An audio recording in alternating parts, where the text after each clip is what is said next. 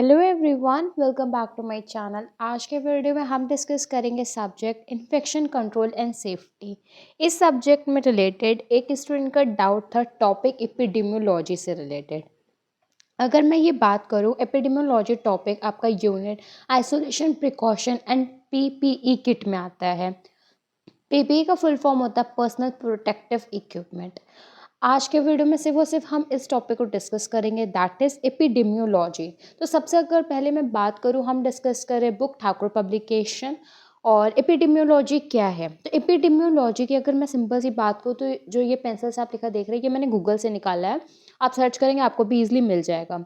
तो एपिडेमियोलॉजी होता क्या है? एपिडेमियोलॉजी में हम लोग सोसाइटी मतलब different different groups, different different people में कैसे डिजीज़ हो रही है और उसको क्यों हो रही है, मतलब उसका रीज़न क्या है, उसके लिए हम लोग एपिडेमियोलॉजी का करते हैं। अब मैं डिफाइन कर देती हूँ definition. The study of how often disease occur in different group of people and why. तो कैसे डिजीज़ अकर हो रही है और क्यों, बस मेन इसका एपिडेमियोलॉजी का मतलब यही है। लॉजी का मतलब क्या होता है? स्टडी। स्टडी करेंगे हम लोग।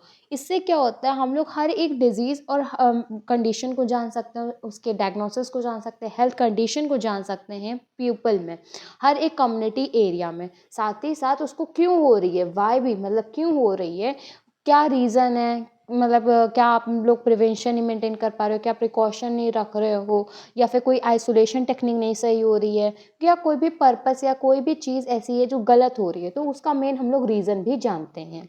तो ये एक क्या था, ओवरव्यू था एपिडेमियोलॉजी का। अब हम बात करते हैं हमारे जो बुक में पॉइंट्स मेंशन है। सबसे पहले अगर मैं बात करूँ, स्टडी होगी डिस्ट्रीब्यूशन और डिटर्मिनेंट से हेल्थ स्टेट की, उसी को हम लोग कहते हैं एपिडेमियोलॉजी। इसमें हम लोग हर एक इवेंट्स को देखते हैं आपके कम्युनिटी एरिया में, जो भी आपकी पॉपुलेशन है पर्सन की, उसमें इसमें हम लोग मेल फीमेल इन्फेंट सबको देखते हैं, हर एक स्टेज को देखते हैं। जैसे कि अगर मैं बात करूँ एरिक्सन के अकॉर्डिंग लाइफ की टोटल 8 स्टेजेस होती है, तो वो हर एक स्टेज में हम लोग इस चीज़ को रिकॉग्नाइज करते हैं। इससे हम लोग स्टडी करते हैं, जिससे हम लोग हेल्थ प्रॉब्लम्स को कंट्रोल कर सकते हैं। फॉर एग्जांपल कोविड टाइम में हेल्थ प्रॉब्लम्स को कैसे कंट्रोल कर रहे थे, ये सारी चीज़ आपको पता है। उसी को हम लोग कहते हैं एपिडेमियोलॉजी। एग्जाम में आएगा तो एग्जाम में आप डेफिनेशन ये वाली लिखेंगे और इंट्रोडक्शन पार्ट करके आप ये चीज़ लिखेंगे। वैसे वेरी शॉर्ट में आएगा तो कोई प्रॉब्लम नहीं, 2 नंबर में आप लिख सकते हैं। अगर 5 नंबर में आएगा, मतलब कि आपका शॉर्ट जब 5 नंबर में आएगा, तो आपको हर एक चीज़ को पॉइंट वाइज करके लिखिएगा। तो आपकी डेफिनेशन हो गया, इंट्रोडक्शन हो गया, फिर आप उसका पॉइंट वाइज करके लिखेंगे, जिसमें आप लिखेंगे कि एपिडेमियोलॉजी जो है वो आपके हेल्थ के स्टेट्स में इंक्लूड करती है। हेल्थ में आप क्या देखोगे? इन्फेक्शन देखोगे, कौन से इन्फेक्शन हो रहा है, इलनेस बीमारी हो रही है, डिसेबिलिटीज़ हो रही है, डेथ हो रही है। साथ ही साथ आप उसके पॉजिटिव आउटकम्स को भी देखोगे, जैसे कि सर्वाइवल रेट हाई है। अब कभी कभी क्या होता है, कंडीशंस चेंज भी होती हैं। तो ये सारे आप एक पॉइंट में लिखेंगे, फिर आप दूसरा पॉइंट लिखेंगे। जो स्टडी होती है एपिडेमियोलॉजी की, कोई भी डिजीज़ की, वो आपको क्या देती है? इन्फॉर्मेशन देती है, जिससे आप ये पहचान पाते हैं कि हेल्थ आउटकम कैसा है। ये आप रिस्पेक्ट में देखते हो, मतलब जब हम लोग कोरिलेट करके देखते हैं ना, उससे किससे? फ्रिक्वेंसी से और पैटर्न से। अब आप एक हेडिंग डालोगे फ्रीक्वेंसी की, फिर आप एक हेडिंग डालोगे पैटर्न की। तो अब फ्रीक्वेंसी क्या होता है?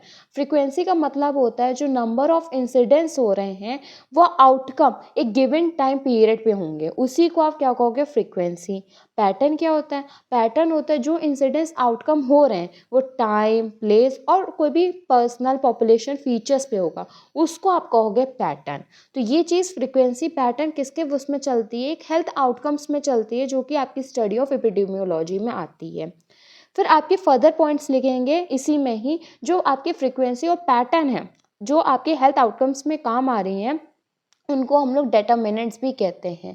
क्यों? क्योंकि ये एक ऐसे टर्म्स है जिनसे आप इसको कोरिलेट कर पा रहे हो। साथ में इसमें रिस्क फैक्टर और प्रोटेक्टिव फैक्टर्स भी आते हैं, जिससे आपका जो हेल्थ का आउटकम है वो आपका 2 आते हैं, एक पॉजिटिव एक नेगेटिव। तो ये इंट्रोडक्शन डेफिनेशन के बाद 4 से 5 पॉइंट बनेंगे एपिडेमियोलॉजी के।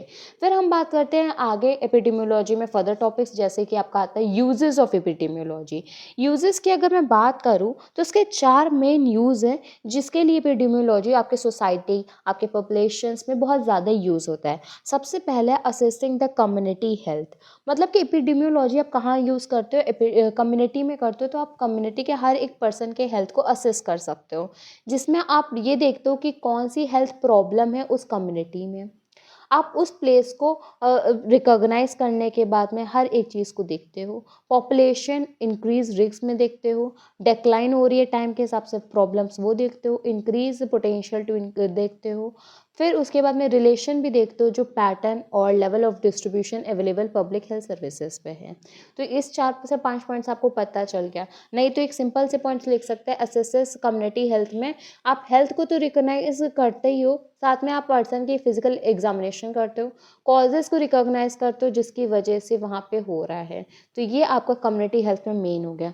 फिर आपका आएगा मेकिंग इंडिविजुअल डिसीजन, मतलब कि आपने पहले देख लिया, उसके बाद में आप वहाँ के हर एक पर्सन को ये समझाओगे कि उनका जो आज का डिसीजन होगा वो उनके अफेक्ट करेगा उनके हेल्थ को।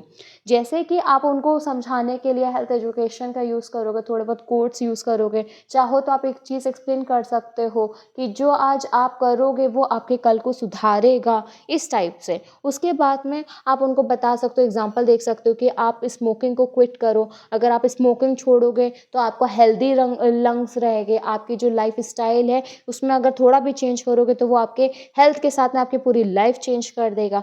तो बताना होगा पर्सन, क्योंकि जो पर्सन है, जो बीमारी अभी नहीं है, बीमारी से लेकिन ग्रस्त हो सकते हैं, लेकिन वो एक डिसीजन से इस बीमारी से दूर भी हो सकते हैं। तो ये डिसीजन मेकिंग में आ रहा है, नाम से ही आपको क्लियर हो जाएगा। थर्ड पॉइंट आता है कंप्लीटिंग द क्लिनिकल पिक्चर, मतलब कि क्या होता है, जो हेल्थ केयर प्रोवाइडर्स होते हैं वो एक प्रॉपर डायग्नोसिस के साथ, इन्वेस्टिगेशन के साथ में उस डिजीज़ को तोड़ते हैं। अब तोड़ने का मेरा मतलब क्या है, उस डिजीज़ को वहाँ से हटाना, सिंपल तरीके से मैं आपको बता रही हूँ। अब क्या होता है, कोई भी पर्सन है, फॉर एग्जांपल ये पर्सन है, इसको आसपास इसके पास इतनी सारी बीमारियां थी, इसकी लाइफ स्टाइल, इसके बिहेवियर, इसी की वजह से ये सारी बीमारियां इसको लग गई। अब आप कैसे इसको दूर करोगे? सबसे पहले इसका एग्जामिनेशन करोगे, इन्वेस्टिगेशन करोगे, प्रॉपर डायग्नोसिस बनाओगे, इन्वेस्टिगेशन करने के बाद में इन सारी बीमारियों को आप दूर करोगे, जिससे ये पर्सन हेल्दी होगा। ये पर्सन हेल्दी होगा तो आपकी पॉपुलेशन हेल्दी रहेगी, फिर आपकी सोसाइटी हेल्दी रहेगी, कम्युनिटी अच्छी रहेगी, कम्युनिटी हेल्थ मेंटेन रहेगा। तो कंप्लीट करने के लिए हेल्थ केयर प्रोवाइडर इन सब का यूज़ करते हैं, जैसे कि लेबोरेटरी का, प्रॉपर डायग्नोसिस का, इन्वेस्टिगेशन का। यही सारी चीज़ें आपके हेल्प करती हैं एक क्लिनिकल स्टेटस को बनाने का। साथ में आप जब हिस्ट्री कलेक्ट करोगे तो वो हिस्ट्री ऑफ डिजीज़ भी एक नॉलेज दे जाती है। फिर फोर्थ पॉइंट है सर्चिंग फॉर कॉज। आप एपिडेमियोलॉजी की हेल्प से जो पर्सन के डिजीज़ का मेन कॉज है, मतलब कि जो एक्चुअल कॉज है जिसकी वजह से डिजीज़ हो रही है, जो रिस्क फैक्टर्स हैं, कॉजिंग फैक्टर्स हैं, आप उनको जान सकते हो। कोविड टाइम पे आपने ध्यान दिया होगा, हिस्ट्री कलेक्शन बहुत ज़्यादा था, साथ में हर एक चीज़ को रिकॉग्नाइज करा जा रहा था, जिससे पता चले कि मेन ऐसा कौन सा रीजन है, क्या मेन कौन सा ऐसा कॉज है जिसकी वजह से डिजीज़ कम्युनिटी में इतनी ज़्यादा फैल रही है। तो ये 4 आपके मेन यूजेस एपिडेमियोलॉजी के, हेडिंग से ही आपको क्लियर हो जा रहा है कि इसके अंदर का कंटेंट क्या रहेगा। ये बुक पीडीएफ अपलोडेड है टेलीग्राम चैनल पे, जिसको आप पढ़ लेंगे उससे आपको बिल्कुल क्लियर हो जाएगा। फिर हम बात करते हैं मेथड्स ऑफ एपिडेमियोलॉजी की। तो हम लोगों ने कुछ मेथड्स को अपनाया है। मेथड्स में आपके मेनली हम लोगों ने स्टडीज़ के अकॉर्डिंग 2 मेथड में डिवाइड करा है। एक आपका है ऑब्जर्वेशन मेथड, दूसरा आपका आता है एक्सपेरिमेंटल मेथड। इसी को आप ऑब्जर्वेशनल स्टडीज़ भी कह सकते हैं और एक्सपेरिमेंटल स्टडीज़ भी कह सकते हैं। ऑब्जर्वेशन में आपके सब पार्ट्स में आ रहा है, पहला आपका आता है डिस्क्रिप्टिव, दूसरा आता है एनालिटिकल, फिर आता है आपका इकोलॉजिकल, फिर आपका आता है क्रॉस सेक्शनल, फिर आपका आता है केस कंट्रोल, फिर आपका आता है कोहार्ट। इसी के कुछ आपके अल्टरनेटिव नेम है, जैसे कि इकोलॉजिकल को हम लोग को रिलेशनल भी कहते हैं, क्रॉस सेक्शनल को हम लोग प्रीवेलेंस कहते हैं, केस कंट्रोल को हम लोग केस रेफरेंस कहते हैं, कोहार्ट को हम लोग फॉलोअप कहते हैं। अगर मैं बात करूँ यूनिट्स ऑफ स्टडी की, तो कोरिलेशन में हम लोग एक दूसरे से कोरिलेट करके देखते हैं इकोलॉजी के बेसिस पे। तो अगर मैं बात करूँ, इसमें हम लोग मेनली पॉपुलेशन को देखते हैं। अगर कम्युनिटी में 4 से 5 लोग हैं तो हम लोग हर एक को देखते हैं। अगर एक पर्सन की बात आएगी तो इसमें आपका आता है प्रीवेलेंस, मतलब क्रॉस सेक्शन, केस रेफरेंस मतलब कि केस कंट्रोल, और आपका आएगा फॉलोअप, जिसमें आपका दूसरा नाम कोहार्ट। तो ये यूनिट्स ऑफ स्टडी है जिसमें हम लोग ग्रुप को देखते हैं, किसी के पॉपुलेशन को देखते हैं, किसी में इंडिविजुअल को देखते हैं, कम्युनिटीज़ को देखते हैं। फिर आपका सेकंड टाइप ऑफ स्टडी आता है जिसको हम लोग कहते हैं एक्सपेरिमेंटल स्टडी। एक्सपेरिमेंटल स्टडी में आपके फर्दर 4 चीज़ें आती हैं। तो पहला आपका है रैंडमाइज्ड कंट्रोल यूनिट, फिर आपका क्लस्टर रैंडमाइज्ड कंट्रोल ट्रायल्स, फिर आपका आता है फील्ड ट्रायल्स, फिर आपका आता है कम्युनिटी ट्रायल्स। अगर मैं बात करूँ इनके नाम की, तो एक्सपेरिमेंटल को हम लोग इंटरवेंशन स्टडीज़ भी बोलते हैं, रैंडमाइज्ड को आप क्लिनिकल ट्रायल्स बोलोगे, और जो आपका कम्युनिटी ट्रायल्स होता है उसको आप कम्युनिटी इंटरवेंशन स्टडीज़ भी बोल सकते हैं। फिर अगर मैं बात करूँ तो इंडिविजुअल में आप यूज़ करेंगे अपना रैंडमाइज्ड कंट्रोल ट्रायल्स को, ग्रुप में आप यूज़ करेंगे क्लस्टर को, और हेल्थ पीपल कम्युनिटीज़ में आप यूज़ करेंगे कम्युनिटी ट्रायल को। तो ये टेबल एज इट इज़ आपको प्रिपेयर करनी होगी, जिसमें आपके टाइप ऑफ स्टडीज़ आता है, फिर अल्टरनेटिव नेम्स आते हैं, फिर यूनिट ऑफ स्टडीज़ आता है। अगर मैं बात करूँ इसमें आपके जो 2 स्टडी आई है, पहला नंबर का आपका ऑब्जर्वेशन और एक्सपेरिमेंटल। तो ऑब्जर्वेशन और एक्सपेरिमेंटल की अगर मैं बात करूँ, ऑब्जर्वेशन स्टडीज़ में आप हर एक चीज़ को ऑब्जर्व करोगे, जैसे कि एक क्लिनिक और लेबोरेटरी में क्या होता है, हम लोग वर्क करते हैं, कुछ हम लोग रिएक्शन कराते हैं, कुछ ऐसे फॉर्म कराते हैं, कुछ ऐसा प्रोसेस कराते हैं, उसके बाद हर एक चीज़ को ऑब्जर्व करते हैं। इसमें हम लोग एक डिस्क्रिप्टिव वे में स्टडी करेंगे, एनालाइज करके करेंगे, और साथ में हमारा जो पर्पस रहेगा वो मेन डिजीज़ के इटियोलॉजी के रिलेटेड रहेगा। तो एक्सपेरिमेंटल में क्या होता है, इसमें हम लोग बहुत ही कॉमन अल्टरनेटिव्स थ्रू से हम लोग एक्सपेरिमेंट कराते हैं, एक स्ट्रेटेजी बेसिस पे, जिसके बाद से हमें प्रॉपर एनालाइज हो सकता है। तो ये था मेथड ऑफ एपिडेमियोलॉजी। एपिडेमियोलॉजी में बस टॉपिक में आपका इतना ही कंटेंट है। मेरे अकॉर्डिंग अब आपको समझ में आ गया होगा। इससे रिलेटेड कोई भी डाउट हो तो प्लीज़ मेंशन करिएगा कमेंट बॉक्स में। वीडियो अच्छी लगे तो प्लीज़ वीडियो को लाइक कर लीजिए, चैनल को सब्सक्राइब कर लीजिए। Thank you.